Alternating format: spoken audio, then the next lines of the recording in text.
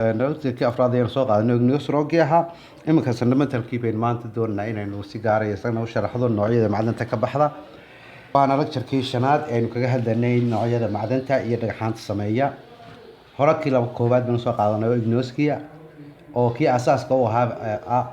ka labaad ee waxa weeyaan macdanta sameeya ugu badan waa fundamentalka yiraahdaan sedimentary rock shan qaybood oo waaweyn haddii la helo ayuu sedimentary rock u samaysmaya ta koobaad waxa weeyaan waa daran waa inuu dhacaa marka hore hore wuxuu ahaa volcanic oo igneous rock buu ahaa oo volcaniga soo baxay ee laavada ama magma ayuu ahaa qaybtii dibadda u soo baxay laavada ahayd ama magmadaasi muddo kadib soo baxday ayaa wax ku dhaca cadeedii baa ku dhacaysa baraf baa ku dhacaya roob baa ku da'aya dabadeedna gebi ahaan structure-kiisu wuu isbedelaya weathering baa la yidhahdaa ta labaad ayaa u qaataa waxa weeyaan erosion oo waxa weeyaan maadaama oo isbedel ku dhacay ama uu daciifay dhagaxii markiisii hore sida uu ahaa waxa qaada roob ama dabayl baa qaada dabadeedna qaybo yaroo jajab ayuu yeeshaa jajabkaasi ayaa dabeedna meel dhigma ka saddexaad deposition baa la yidhahdaa oo waxa weeyaan dhagaxaantii yareeda jajabtay ama quruxii jabay ama dhoobadii meesha ka dhagaxa hore ka baxday ayaa waxa ay fadhiisataa meel gaara dabadeedna waxay isku noqotaa wax isku jira oo isku malaasan siday u kala culus yihiin u fadhiistaan qaybta culusi marka uu daadku qaado meel gaar ay fadhiisataa qaybta jilicsan ee aan dhoobada ama graafalka iyaduna meel gaar ay fadhiisataa qaybta birtii meel gaar ay fadhiisataa mid walba ilaahay meel ugu talagalay ay deposition ahaan ay ku samaysataa oo xataa marka la raadinayo oo kale macdanta lafteeda la raadinayo dee mid walba meel gaara ayaa laga eegaa haddaad bir raadinayso iyo haddaad dhagax raadinayso iyo haddaad dhoobo raadinayso mid walba meel gaara ayaa laga eegayaa oo daadku dabcan meel gaara ma wada dhigo ta afraad waxa weeyaan compaction baa la yidhaahdaa oo waxa weeyaan cadaadis waa inuu ku yimaadaa oo siday isku geli karayaan dabcan markaasi inbaa udhaxaysa intaa udhaxaysa ayaa inta badan laga eegaa compactionka nooca uu noqonayo markaasi taa shanaad ee latificationka aynu leenahay waxa weeyaan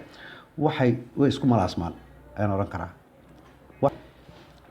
dhagaxaantii iyo dhoobadii iyo garaafaalkii jajabka ahaa ee soo qaatay marka hore weathering-ka noqday haddana erosion-ku soo qaaday deposition-ka noqday oo meel gaara fadhiisay compaction noqday oo cadaadis sameeyey latification-kii chemical reaction-kii buu isbedelay gebigeed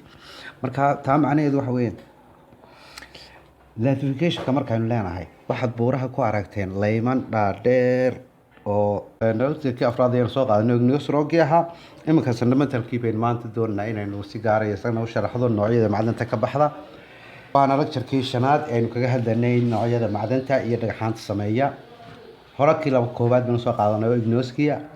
oo kii asaaska u ahaa ka labaad ee waxa weeyaan macdanta sameeya ugu badan waa sedimentalka yiraahdaan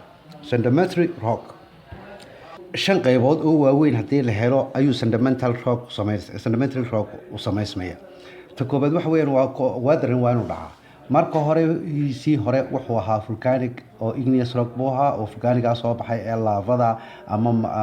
magma ayuu ahaa qaybtii dibadda u soo baxay laavada ahayd ama magmadaasi muddo kadib soo baxday ayaa wax ku dhaca cadeedii baa ku dhacaysa baraf baa ku dhacaya roob baa ku da'aya dabadeedna gebi ahaan structure-kiisu wuu isbedelaya weathering baa la yidhahdaa ta labaad ayaa u qaataa waxa weeyaan erosion oo waxa weeyaan maadaama oo isbedel ku dhacay ama uu daciifay dhagaxii markiisii hore sida uu ahaa waxa qaada roob ama dabayl baa qaada dabadeedna qaybo yaroo jajab ayuu yeeshaa jajabkaasi ayaa dabeedna meel dhigma ka saddexaad deposition baa la yidhahdaa oo waxa weeyaan dhagaxaantii yareeda jajabtay ama quruxii jabay ama dhoobadii meesha ka dhagaxa hore ka baxday ayaa waxa ay fadhiisataa meel gaara dabadeedna waxay isku noqotaa wax isku jira oo isku malaasan siday u kala culus yihiin u fadhiistaan qaybta culusi marka uu daadku qaado meel gaar ay fadhiisataa qaybta jilicsan ee aan dhoobada ama graafalka iyaduna meel gaar ay fadhiisataa qaybta birtii meel gaar ay fadhiisataa mid walba ilaahay meel ugu talagalay ay deposition ahaan ay ku samaysataa oo xataa marka la raadinayo oo kale macdanta lafteeda la raadinayo dee mid walba meel gaara ayaa laga eegaa haddaad bir raadinayso iyo haddaad dhagax raadinayso iyo haddaad dhoobo raadinayso mid walba meel gaara ayaa laga eegayaa oo daadku dabcan meel gaara ma wada dhigo ta afraad waxa weeyaan compaction baa la yidhaahdaa oo waxa weeyaan cadaadi mid walba meel gaara ayaa laga eegayaa oo daadku dabcan meel gaara ma wada dhigo ta afraad waxa weeyaan compaction baa la yidhaahdaa oo waxa weeyaan cadaadis waa inuu ku yimaadaa oo siday isku geli karayaan dabcan markaasi inbaa udhaxaysa intaa udhaxaysa ayaa inta badan laga eegaa compactionka nooca uu noqonayo markaasi taa shanaad ee latificationka aynu leenahay waxa weeyaan way isku malaasmaan ayaan odhan karaa dhagaxaantii iyo dhoobadii iyo garaafaalkii jajabka ahaa ee soo qaatay marka hore weatherinka noqday haddana erosionku soo qaaday depositionka noqday oo meel gaara fadhiisay compaction noqday oo cadaadis sameeyey latificationkii chemical reactionkii buu isbedelay gebigeedi marka taa macnaheedu waxa weeyaan latificationka markaynu leenahay waxaad buuraha ku aragteen layman dhaadheer oo inta meel sidaa u fadhidaaba ay leedahay color gaara ama structure gaara mid walba colorkiisa iyo chemical reactionkiisa iyo structurekiisa iyo nooca gravelka uu yahay iyo nooca maadhka uu yahay inuu isku mid yahay guud ahaana de magaalooyinkeenu waxay fara badan yihiin xaggaasi sentimentalka u badan yihiin marka intaa waqooyiga laga tago oo dee igneouska uu badan yahay dhagaxaantaasi oo kan dambaynu geli doona metamorphica isaguna ah markaynu saa leenahay sentimentalku ma aha oo keliya imika waxaynu kama baari karan oo kaleya macdanta laakiinse wax laga baari karaa waxyaalo badan oo fossil fuelka laga baari karaa qeybaha shidaalka ugu badan weeyaan macdanta ugu badan ta laga helo weeyaan jajabkan dhagaxaantan jajabay waxa inta badan ay dee raacayaan erosionkaasay raacayaan weatherinka wuu ku dhacayaa depositionka wuu ku dhacayaa compactionkaas wuu ku dhacayaa cadaadiska wuu samaynayaa latificationkana way yeelanayaa waxaynu nidhi waxa qaada roobabka oo daadadka ayaa qaada daadku markaasi meel buu dhigaa alluvial deposit baa la yidhaha alluvial depositkaasi meesha uu dhigo inta badan waxaa laga helayaa macdanta qaaliga ahay sida diamontii oo kale ah dahabkii oo kale laga helayaa waqtiyada la helayo goobaha la helayo iyada cashada dambe ayaynu ku qaadan doonaa iyo qaabka loo baarayo alluvial depositkaasi ay sameeyaan oo sameeyo sedimental rock laga heli karo inta ugu faraha badan ee macdanta ah ee weliba si fudud oo bilaa qodaala lagu heli karayo inta ugu badan haddaba jajabkaasi ku yimaada weatherinka ee macdanta ah ee sedimental rock laga heli karaa waa maxay markaynu dhaahno